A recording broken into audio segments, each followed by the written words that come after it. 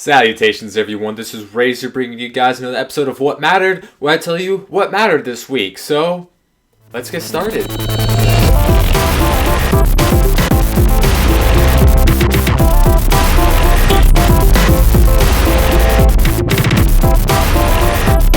Call of Duty Ghost has come out with the details of its first map pack that it's calling Odin. The first one being Onslaught, next one being Devastation, then Invasion, and then Nocturnal Emissions or something that starts with an N. So it's going to be comprised of 4 new maps, 2 new guns, an assault rifle, and a sniper rifle. They're actually the same gun with different attachments on it.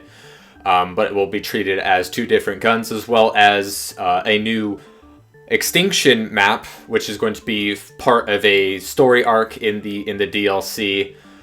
And it's it's the same thing. It's the same rigmarole that, all the past Call of Duties have done with their DLC. They try to add new things and pass that off like it's going to be something better. But we've been burned for 5 years in a row of just crap DLC maps where only 2 have really been passable in the past 4 or 5 Call of Duties.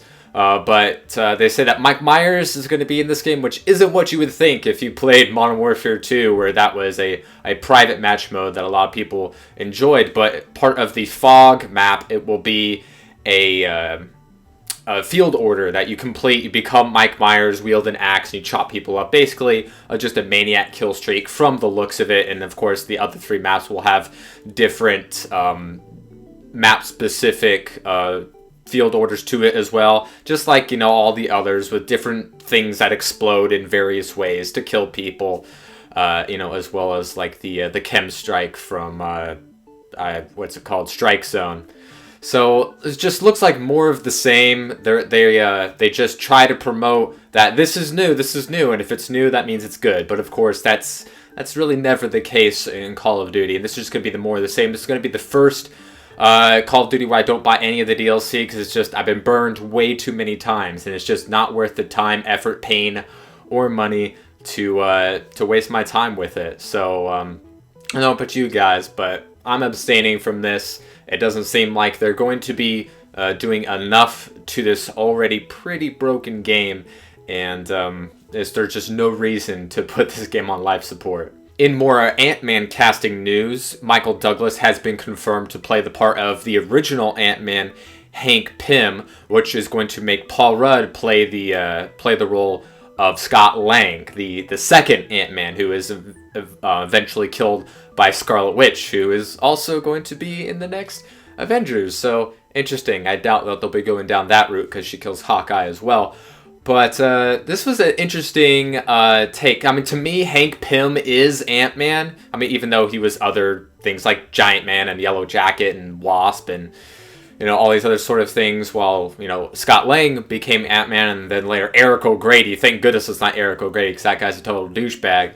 But Scott Lang, to me, really is an Ant-Man. I don't know why they're going with this approach as a mentor sort of a thing. People were speculating that it was going to be an antagonistic sort of relationship between the two, but that was later quelled as just like a misquote or miscommunication. So it'll be interesting to see it the way that they go. I don't know how they're going to tie this together. They haven't released any details. All we know is that Michael Douglas is going to be Hank Pym, and Paul Rudd is going to be Scott Lang. More details are coming out about Fox's new upcoming show Gotham, centered around the detective Commissioner Gordon.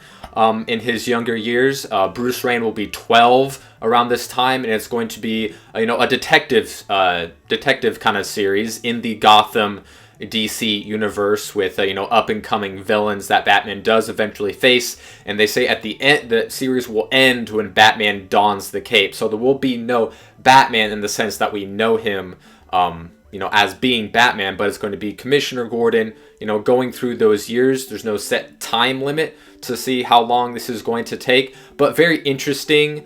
They've also ordered a Constantine TV show for CW, which has a penalty if they actually don't go into production. So that seems to be very, very likely as well. Of course, if you guys saw the movie Constantine, that's the same character. It's probably not going to be Keanu Reeves, but, the same idea. Both, Constantine, of course, a supernatural detective. So this kind of keeps with what we're used to on TV, what has worked in the past with Smallville and Arrow, and they've been talking about a Flash series as well, but with his introduction in the Arrow, to see if it was going to be a back episode pilot on the Arrow or the Flash was going to get a new series himself. They've said that they've really backed off on that idea because they really want to do it right.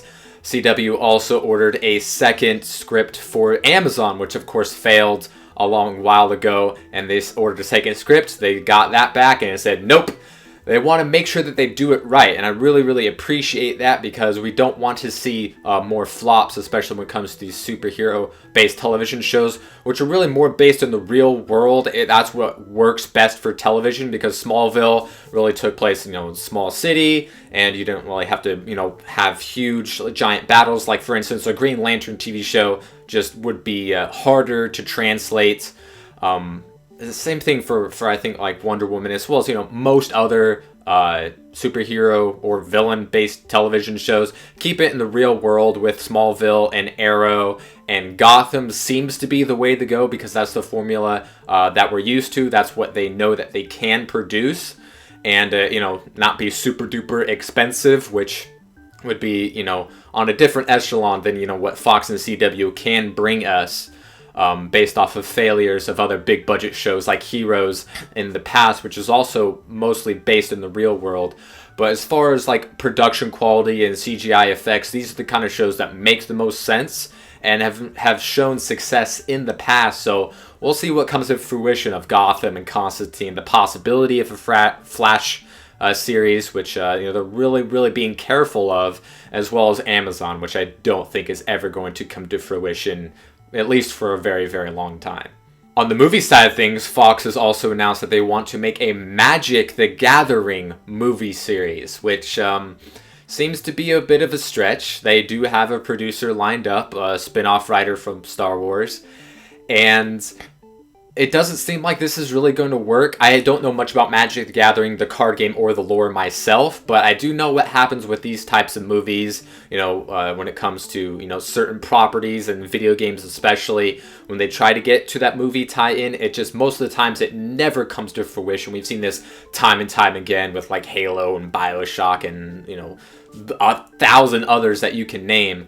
But Magic the Gathering does seem like, it maybe they could happen if they do it right, but most of the times it either never happens or Uwe Ball gets attached to the project and it just goes to the shitter and never makes a speck of money. These seem to be the most likely outcomes in my mind. Hopefully I'm wrong, but I don't see this ever coming to fruition, especially based off of past experiences with such properties, as well as the property itself. I don't think lends itself as much as others do to a cinematic experience. I could be wrong, and I'll be happy to admit that if it does come to be this way, but not too promising. The Titanfall alpha has started. They had signups just yesterday. I think it only lasted for one day. I myself signed up, did not get in. It is a shame, but we're seeing screenshots and people are telling us, what we're seeing. So more and more info about Titanfall is coming, and that's always a good thing. It's very, very hotly anticipated. I think easily, along with Destiny, as the two biggest shooters of the year. Halo 5 as well, obviously, that goes without saying, but these are the two new properties that everyone's talking about and is looking forward to, as establishing itself on the new consoles. Of course, this only be on the Xbox One, 360, and the PC Titanfall, but establishing itself as the best new shooter from the first-person perspective on a new console, and hopefully that's the case. Only time will tell, but as we get more and more info, and if there is indeed a beta, which I highly doubt there's going to be, because that's just how this business goes, we'll see a lot more information coming in, a lot more things to either critique or get excited about for its eventual March release. So, more to look forward to in the future. So that's all I have for you guys today on What Mattered. I hope you enjoyed. Be sure to leave your comment on anything that I mentioned in the comment section below. Let me know what you think. Do you enjoy a Friday time series for this show or a Saturday? This first Saturday I'm trying out. Friday I do get less views, but let me know what you guys think in the comments, what works best for you guys, or if you don't care, either way. Anyways, hope you enjoyed. Let me know if you liked it, and I will see you next time.